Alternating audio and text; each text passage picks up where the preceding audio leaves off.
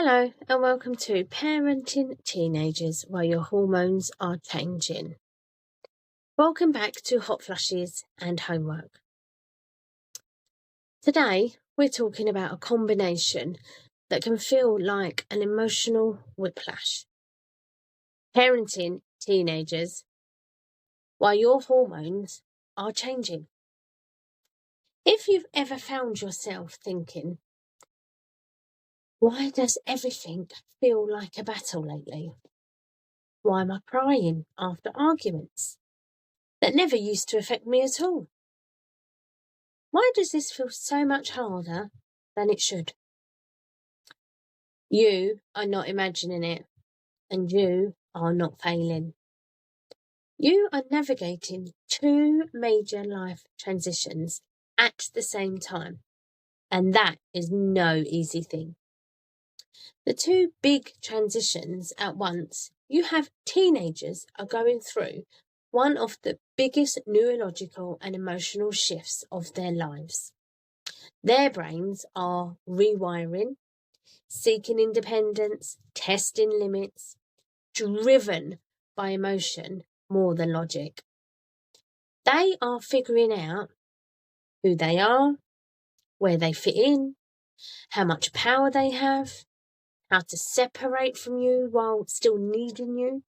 And at the exact same time, you are also in transition. Your body is changing, your hormones are fluctuating, and your stress tolerance is lowering. Your emotional resilience feels thinner, and you may be questioning your identity, your energy, your confidence. So, what you often have is two nervous systems in transition, living in the same house.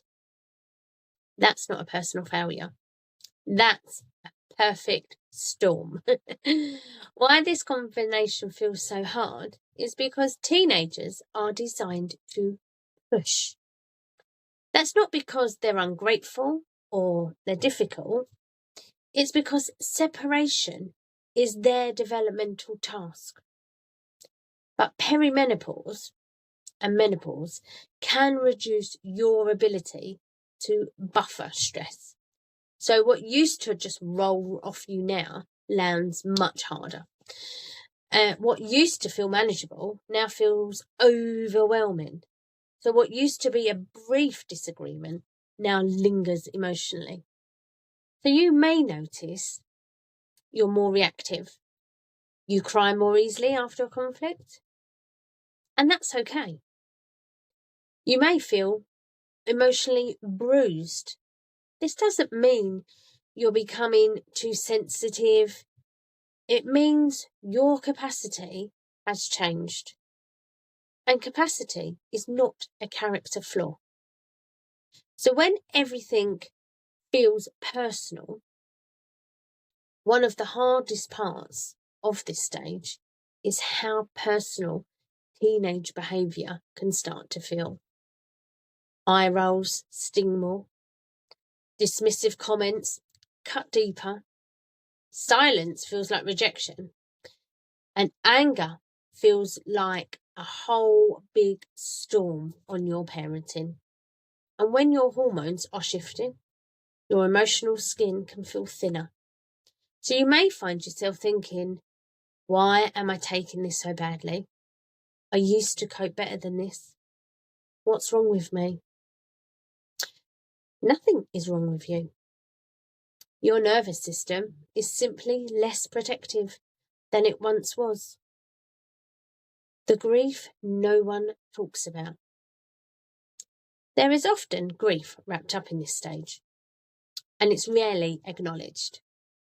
Grief for the closeness you used to have, being needed in the same way, feeling central in your child's world, the version of parenting that felt simpler.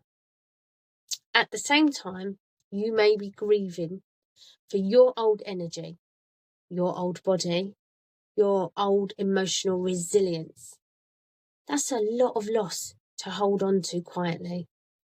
And when grief goes unacknowledged, it often comes out sideways as irritability, tears, withdrawal, even anger. When your patience runs thin, you may notice your patience evaporates faster than it ever used to. Noise feels unbearable. Repeated questions feel intolerable. Disrespect feels explosive. And then comes the guilt. I should be handling this better. They deserve more from me. But here's the truth. Patience is not indefinite. It's a resource. And right now, yours is under strain. That doesn't mean you're a bad parent. It means you're human. Parenting through a biological transition. It's tough. The pressure to hold it all together. There's often an unspoken expectation that as the parent, you should be the steady one, the calm one, the regulated one, the emotionally mature one. And while that's a lovely idea, it ignores reality. You are not parenting teenagers from a place of stability and surplus. You're parenting from a place of change and adjustment. That matters. And pretending otherwise only increases the shame. Communication over perfection. One of the most helpful shifts during this stage is letting go of getting it right and focusing instead on repair and communication. You don't need to be unshakable. You need to be real. This can look like naming your feelings calmly. I'm feeling overwhelmed right now. Taking space before responding. I need a few minutes before we talk about this. Repairing after conflict. I'm sorry I snapped. That wasn't okay. Teenagers don't need perfect parents. They need parents who can reflect, repair, return. That's what builds trust. Modelling emotional intelligence. One of the quiet gifts of parenting teens during menopause is the opportunity to model emotional intelligence in real time.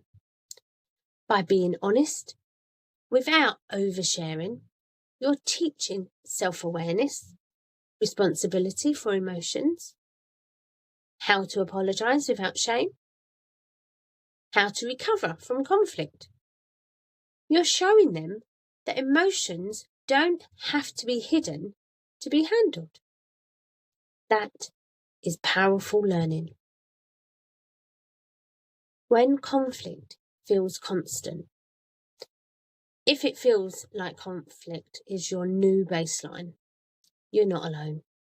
Teenagers are testing.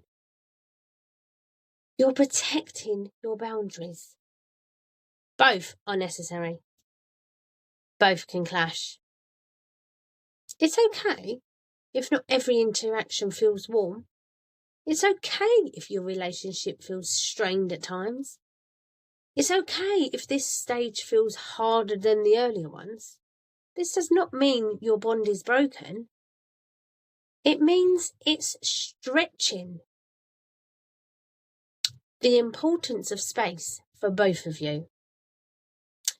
Space can feel scary in parenting teens, but space is often regulating, not rejecting. For them, it supports independence, it reduces power struggles, it gives them room to process.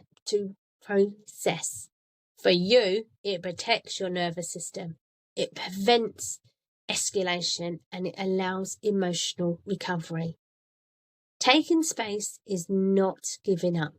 It is choosing sustainability. Letting go of the should. This stage asks you to loosen your grip on who you think you should be as a parent. You may need simpler routines, fewer battles, lower expectations, more rest, more support. That's not failure, that's adaptation. Parenting well sometimes means changing how well looks. A message for the hard days.